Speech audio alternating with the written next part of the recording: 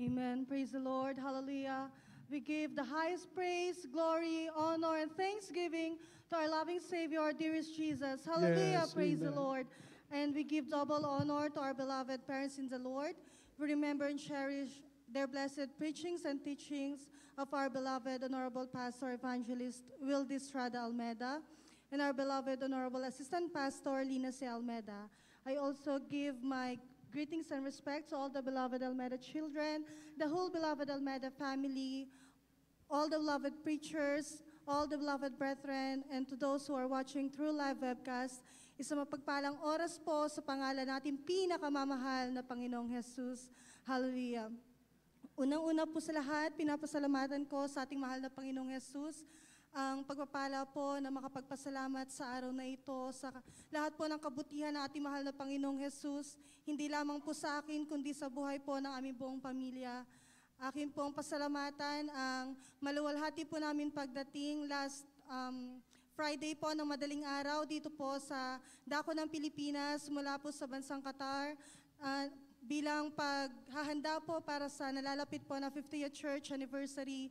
Tunay na grabe yung pagpapala po yan para sa amin mga minamahal dahil bilang galing nga po kami sa isang Muslim country, napakahirap pong magpaalam mga minamahal sa company po. Ngunit nariyan po ang pagpapala ng ating mahal na Panginoong Jesus.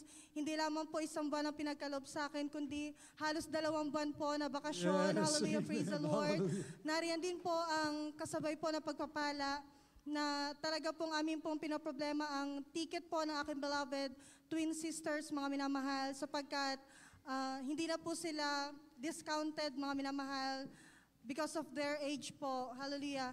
Ngunit nariyan po sa pananalangin po, pag-aayuno, sa unang panalangin po natin, beloved parents in the Lord, meron pong ginamit ang ating mahal na Panginoong Jesus na tao upang mag-provide po ng kanilang ticket. Hallelujah, praise the Lord.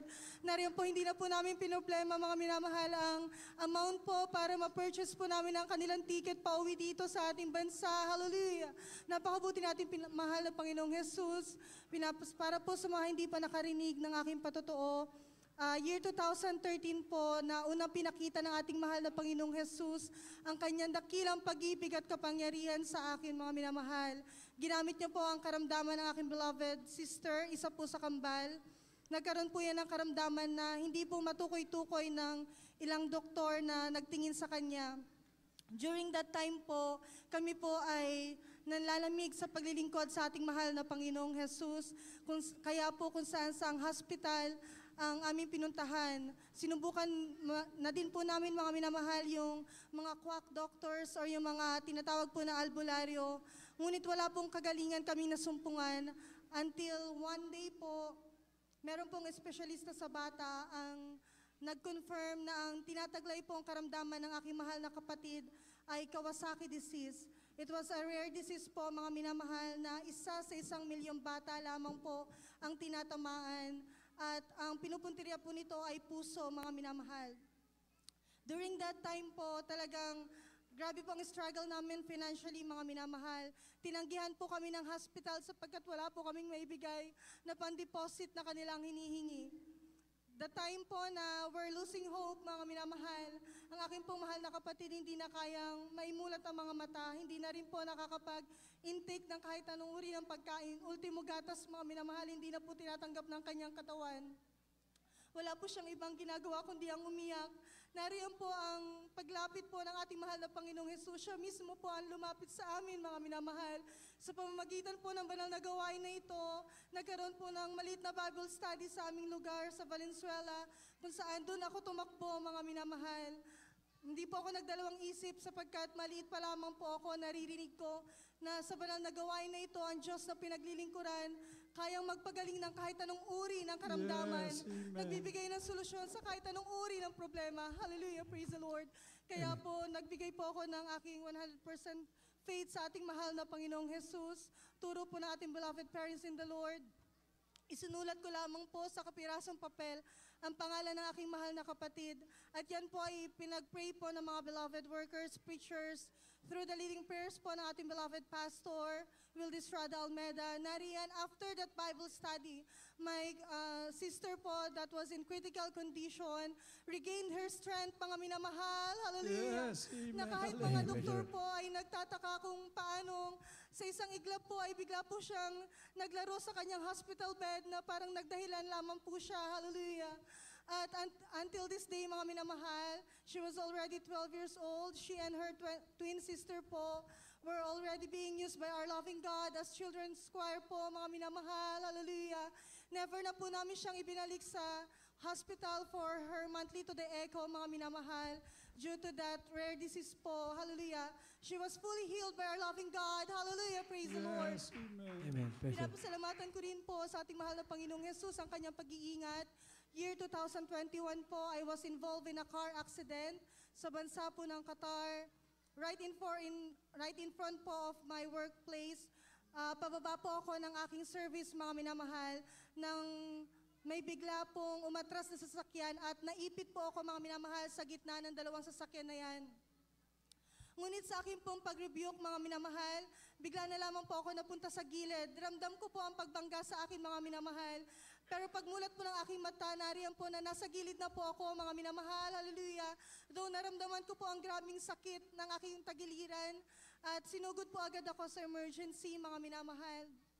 Kung saan, ilang test po agad ang ginawa sa akin, x-ray, ultrasound, to know po if I have fracture po, mga minamahal, or meron po ako internal bleeding. Nariyan po, ilang klase po ng gamot ang binibigay sa akin. Merong tablet, merong syrup, merong gustong i-inject. Ngunit magalang ko po yan tinanggihan dahil turo po na ating beloved parents in the Lord na manindigan sa iyong pananampalataya at ang mahal na Panginoong Jesus ang magpapagaling sa iyo. Nariyan po, binigay ko po aking pananampalataya sa ating mahal na Panginoong Jesus at humingi po ako ng kapatawaran sa lahat po na aking mga pagkukulang, pagkakasala.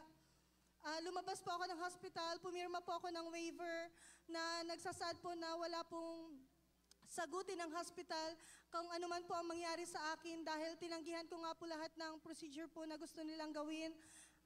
Lumabas po ako ng hospital at umuwi lamang po ako sa bahay, mga minamahal. Doon po nag-ayuno, mga minamahal na nalangin, nagpuri sa ating mahal na Panginoong Jesus through the leading prayers po na ating beloved parents in the Lord. In just a week, mga minamahal, pinagaling po ako ng ating mahal na Panginoong Jesus. Amen. Praise the Lord. Walang gamot, walang doktor, wala pong fracture, walang internal bleeding. Hallelujah, praise the Lord. Pinapasalamatan ko rin po sa ating mahal na Panginoong Jesus ang pangalawang buhay na ipinagkaloob niya po sa aking beloved mother. Year 2022 naman po yan. She suffered cardiac arrest po during our night service po sa dako ng Doha, Qatar. Bigla na lang po siya nagkaroon ng difficulty in breathing. After the choir singing po, hindi po namin alam na nawala na po pala siya ng malay sa may bandang likuran po ng pastoral. Hallelujah, praise the Lord. Kung saan meron na po nag-a-assist sa kanya na beloved sisters po na naroon. Hindi po kami tumatawag ng mga emergency, mga minamahal, dahil amin pong pinangahawakan ng aming pananampalataya, hallelujah, from 9:30 in the evening po until 12 midnight, na sa ganong sitwasyon po ang aking beloved mother. Bigla po siya nagkakamalay and then after how many seconds po, bigla na lang po siya mawawala ng malay. Again and again, ilang ulit po yan, mga minamahal. Patuloy po kami nagpupuri, mga minamahal. Hallelujah, praise the Lord. Ngunit nariyan po na, sabi po ng beloved preacher, tumawag po ng emergency ng ambulance just to check po kung ano po talaga ang kalagayan ng aking beloved mother. So we can know po kung ano po yung aming ipapanalangin. Hallelujah, praise the Lord. Pagdating po ng mga emergency personnel, ang dami po nilang ikinabit na mga wire po sa dibdib po ng aking beloved mother, sa kanya pong katawan. At pumalo na po pala ang kanyang heartbeat rate ng 250, mga minamahal, na sa normal na tao po ay 60 to 80 lamang. Hallelujah, praise the Lord. Sabi po ng doktor po na naroon, isang maling galaw lamang po ng aking beloved mother ay maaari niya na pong ikamatay. Hallelujah. Kaya po tinransfer po siya from pastoral to hospital at dinala po siya agad sa ICU, mga minamahal, dahil hindi po nagre-response ang kanyang katawan, mga minamahal. Hallelujah. Nariyan po ang aming pagtawag sa ating mahal na Panginoong Yesus. Nangingi po kami ng backup prayer po sa mga beloved children po natin, beloved parents in the Lord. Hallelujah. Sa amin po ang patuloy na pagpupuri. Kinabukasan lamang po, mga minamahal, ang aking pong beloved mother, parang nagdahilan po. Hallelujah, praise the Lord. 5 to 6 doctors po yun, lahat specialist po sa puso. Iba't ibang lahi, mga minamahal, pare-pareho po ang kanilang sinasabi. Cardiac arrest po ang dinanas ng aking beloved mother, and anytime po ay maaring maulit. Hallelujah. Nais po nila lagyan ng battery po inside the chest of my beloved mama para kung maulit man daw po yon ay automatic po na matitrigger po yon. Hallelujah. Ngunit hindi po kami pumayag, mga minamahal, dahil pinangahawakan po namin ang pananampalataya na itinuro ng ating beloved parents in the Lord. Hallelujah. Pumirma po ng waiver ang aking beloved parents na wala pong sagutin ang hospital, ang mga doktor na tumingin sa kanya, at lumabas po kami ng hospital, mga minamahal. Ang aking pong beloved mother na kailangan po ng operasyon, napakaraming gamot, mga minamahal, ang kailangan niya pong i-take, yan po lahat ay hindi po niya ginawa, mga minamahal. Hallelujah. Lumabas siya ng hospital, and after a week po, muli po siya nakaawit, mga minamahal. Hallelujah. Yes, Praise the praise the Lord. Lord. Hallelujah. Malakas po, mga minamahal, ang kanyang pangangatawan hanggang sa mga oras na ito. Hallelujah. Pinapasalamatan ko rin po sa ating mahal na Panginoong Jesus ang kanya pong pag-iingat sa amin, mga minamahal. This past few weeks po, napakarami pong balita ng mga airplane crash, mga minamahal. And bilang nagtatrabaho po ako, mga minamahal, na connected po sa mga flights, hallelujah, praise the Lord, nariyan po talaga ang bilang tao ang mga pangamba, mga minamahal. At hindi nga po, mga minamahal, 20 minutes po after our take-off, bigla na lamang po nag-announce ang pilot po, mga minamahal, ang captain pilot po na mag-fasten seatbelt po at walang tatayo sa upuan. Hallelujah. Grabe pong turbulence, mga minamahal. Yung pakiramdam mo na humihiwalay po yung katawan mo, mga minamahal, sa lakas po ng turbulence. Ngunit 3 po kami, kasama ko po ang aking kapatid na kambal. Nanalangin kami, mga minamahal. Hallelujah. Sa pangalan natin, pinakamamahal na Panginoong Jesus. Leading prayers ng ating beloved parents in the Lord. Nariyan po 5 turbulence, mga minamahal, ang aming naranasan. Hallelujah. Sa bawat bansa po na aming nilalagpasan. Ngunit sa aming pong pananalangin, tunay, mga minamahal, na kahit isa, mga minamahal, ang meron tunay na Kristiyano, kahit saan lugar, nariyan po ang pag-iingat ng ating mahal na Panginoong Jesus. Hallelujah. Amen. Praise the Lord. After, mga minamahal, ng almost 10 hours po, we safely arrive here po, mga minamahal, sa bansa po natin. Hallelujah, praise the Lord, na pinapasalamatan po namin sa ating mahal na Panginoong Jesus. Pinapasalamatan ko po ang lahat po ng pagpapala po ng ating mahal na Panginoong Jesus na up to this day, mga minamahal, kami po ay ginagamit kasama po aking beloved parents, sa aking po mga beloved sister, maging po ang aming po mga ilang kamag-anak po dito sa dako ng Pilipinas. Kami po ay pinangahawakan natin mahal na Panginoong Jesus sa aming patuloy na paglilingkod sa Kanya. Hallelujah, praise the Lord.